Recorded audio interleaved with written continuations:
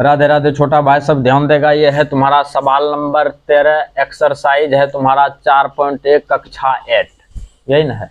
सवाल देखो, कहता है निम्नलिखित संख्याओं में कौन परिपूर्ण घन है। सेम टू सेम है सवाल। तो परिपूर्ण घन है, अपने लोगों को चेक करना है कि कौन परिपूर्ण घन है, जो होगा उसमें लिख देना है। ठीक, एक नंबर में तुम्हारा दिया हुआ है 16,000, ध्यान से देखेगा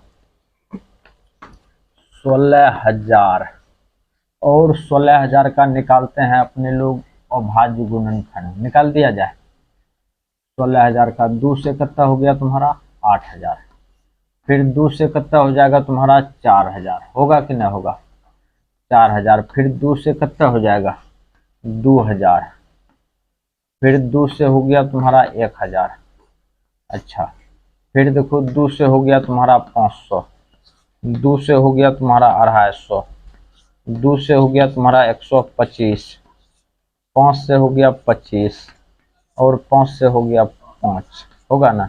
ये देखो जोड़ा में पूरा, फिर इधर भी 3 का जोड़ा, इधर भी 3 का जोड़ा, 1 2 बचले रहा कि नहीं रहा, इसलिए 16,000 जो है तुम्हारा परिपूर्ण घन नहीं है। यहाँ पे लिखेंगे 16,000 को इस तरह से लिख दो, यहाँ से शुरू कर दो, 2 को खाली छोड़ दो और एगो लिखो 2 का क्यूब, फिर देखो 2 का क्यूब, फिर 5 का क्यूब। यहाँ पे लिखेंगे इसलिए 16,000 पूर्ण घन नहीं है। ये सवाल तुम्हारा फाइनल हो गया।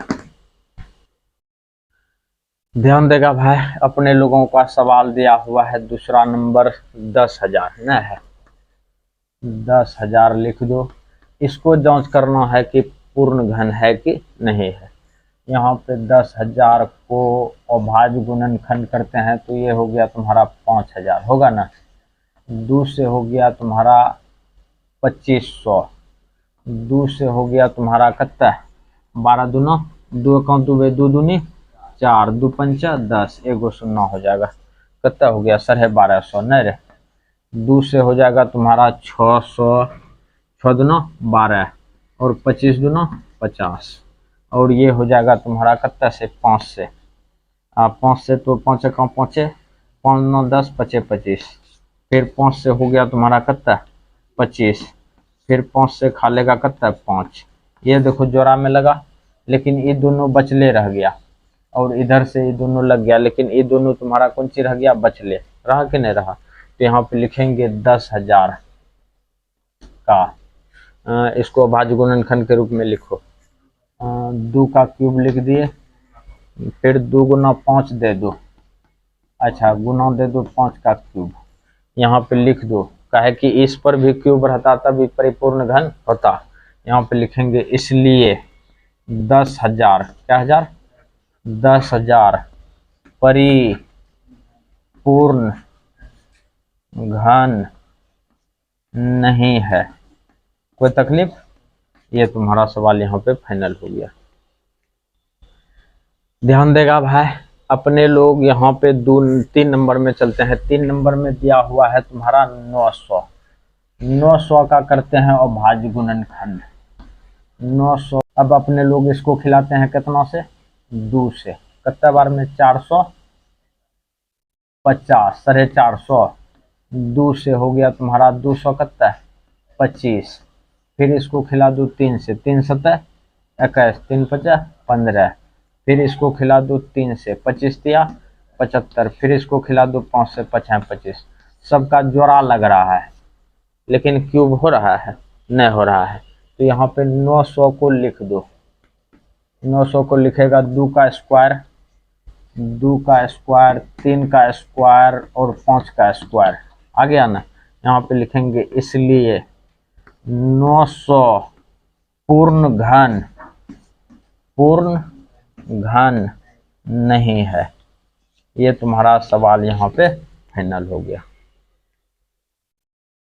ध्यान देगा भाई, ये है तुम्हारा सवाल नंबर कितना चौथा नंबर सवाल है तुम्हारा 2700। 2700 का करेंगे कौन सी अभाज्य गुणनखंड ना। 2700 का कर दो अभाज्य गुणनखंड 71 से खा लेगा 2 से, काहे कि लास्ट में 0 है ना, 2 एकम दुबे, 2 एकम दुबे, तो ये हो गया तुम्हारा कितना है, 3 दूना 6, 3 दूना 6, 5 दूना 10, 1 0 लगा दो, नहीं लगाएगा। फिर इसको खिला दो कितना से, 2 से, 6 दूना 12, 7 दूना 14, 5 दूना 10, नहीं पूरा। फिर इसको खिला दो 7 5 12 6 18, 3 से खा लेगा, 3 दूना 6, 25 दिया 75, फिर 3 से खिला दो, 3 से खिला देगा 3 7 21, 3 50 15, फिर ये 3 से खा लेगा, नहीं रे 3 से खा लेगा तो 25 दिया 75, 5 से खा लेगा 5 25, एक के गो है, बाकी सब है नहीं है। यहाँ पे लिखेंगे 2700 का अभाज्य गुणनखंड, 2700 का अभाज्य गुणनखंड हो जाएगा 2 का स्क्वायर, 3 का क्यूब, 5 का स्क्वायर ना। यहाँ पे लिख दो, ये देखो ये भी, इस पर भी पावर 3 है, इस पर भी पावर 3 है, एक के गो संख्या है जिस पर पावर 3 है, इसलिए 2700 पूर्ण घन नहीं है। ये सवाल तुम्हारा यहाँ पे फाइनल हो गया।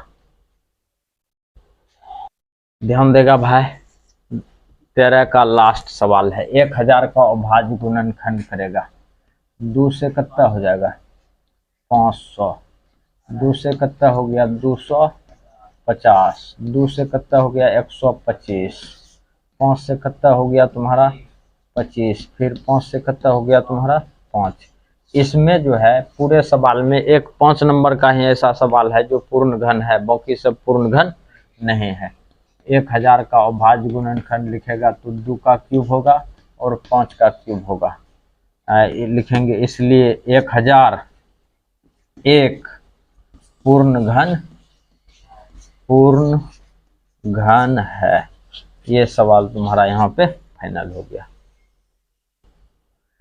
ध्यान देगा भाई, अपने लोगों को कहता है सवाल निम्न संख्याओं में घन ज्ञात करें। घन मतलब होता है क्यूब, यानी कि पावर 3।